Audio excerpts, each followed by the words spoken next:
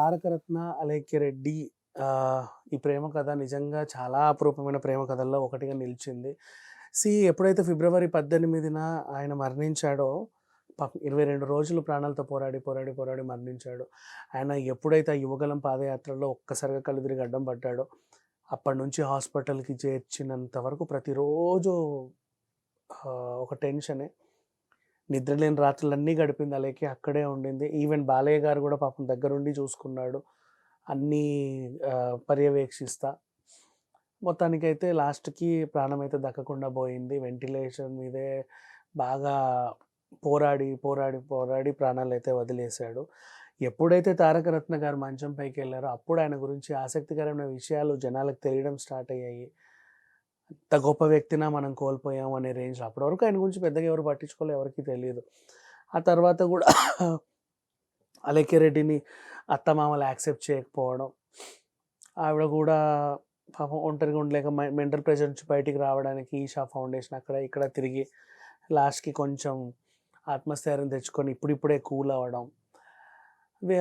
ఆవిడ అటెళ్ళినప్పుడు ఆ చిన్న చిన్న పిల్లల్ని కూడా మన విజయసాయి రెడ్డి గారు బయటికి తీసుకెళ్ళి ఆడిపించడం. మధ్యలో చాలా ఎమోషనల్ పోస్ట్‌లు పెట్టడం. నన్నెవరు యాక్సెప్ట్ చేయట్లేదని. ఇట్లాంటివన్నీ పరిణామాలు. అంటే ఒక ఒక కుటుంబంకి దగ్గరవ్వాలని చూస్తే వాళ్ళు ఎంతసేపటికి మాట్లాడకపోయేసరికి వాళ్ళకు ఒక టైప్ ఆఫ్ ఆవేదన అనేది ఉంటది. అన్ని బాధలు అనుభవిస్తా, వాటిని అధిగమిస్తా, పిల్లలకి ధైర్యం చెబుతూ, తనకు తాను ధైర్యం చెప్పుకుంటూ ముందుకు వస్తాం. మొత్తానికైతే సంవత్సరం ఎలా గడిపిందో తెలీదు. ఈ సంవత్సరం చాలా నరకం ఆ అమ్మాయికి. ఎందుకు ఆ అమ్మాయికి నరకం?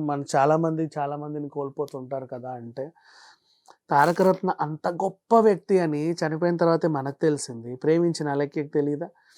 అండ్ వాళ్ళ ప్రేమలు గూడా ఎప్పుడైనా బయటికెళ్ళాల్సొస్తే ఒకరోజు పిల్లలతో ఫుల్‌గా ఎంజాయ్ చేసి వాళ్ళందరినీ సాటిస్ఫై చేసిన తర్వాత తను బయటికెళ్ళేవాడు.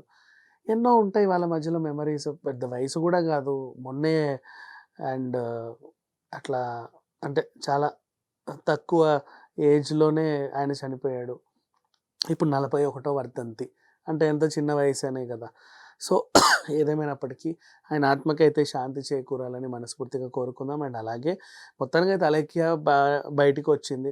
ఆ మధ్యలో చాలా రూమర్స్ వచ్చాయి. అలేఖ్య ఎలక్షన్‌లో పోటీ చేస్తదని, ఆవిడకి టికెట్ ఇస్తారని, ఎన్టీఆర్ ఎలక్షన్‌లో పోటీ చేపిస్తారని ఒక వార్త. ఆవిడేదో బిజినెస్ పెడుతుందని, బొటిక్ పెడుతుందని, తారకరత్న పేరు మీద హాస్పిటల్ కడుతుందని ఎన్నెన్నో వదంతులొచ్చాయి. కానీ అవన్నిటికి చెక్ పెట్టేస్తే ఆవిడ ఇప్పటివరకైతే ఎలాంటి ప్రకటన అయితే చేయలేదు. ప్రెజెంట్ ఆవిడ పిల్లలతో మాత్రం బాధని ఇప్పుడిప్పుడే మర్చిపోవడానికి ట్రై చేస్తుంది. అలా సంవత్సరం పూర్తయింది. ఈ ఏడాదైనా అలేఖ్యరెడ్డి ఏదైనా మంచి శుభవార్త చెప్పుద్దేమో బిజినెస్‌లోనో, లేకపోతే she is very good organiser. ఏదైనా ఈవెంట్స్ చేసో, లేకపోతే మళ్ళీ కాస్ట్యూమ్ డిజైనింగ్‌కి అడుగుపెట్టో, లేకపోతే ఈవెన్ ఆమెకి ఇష్టమైతే రాజకీయాలకొచ్చో, వాటెవర్ తను ఒక మహిళా శక్తిగా ఎదగాలని మనస్ఫూర్తిగా కోరుకుందాం. Thank you.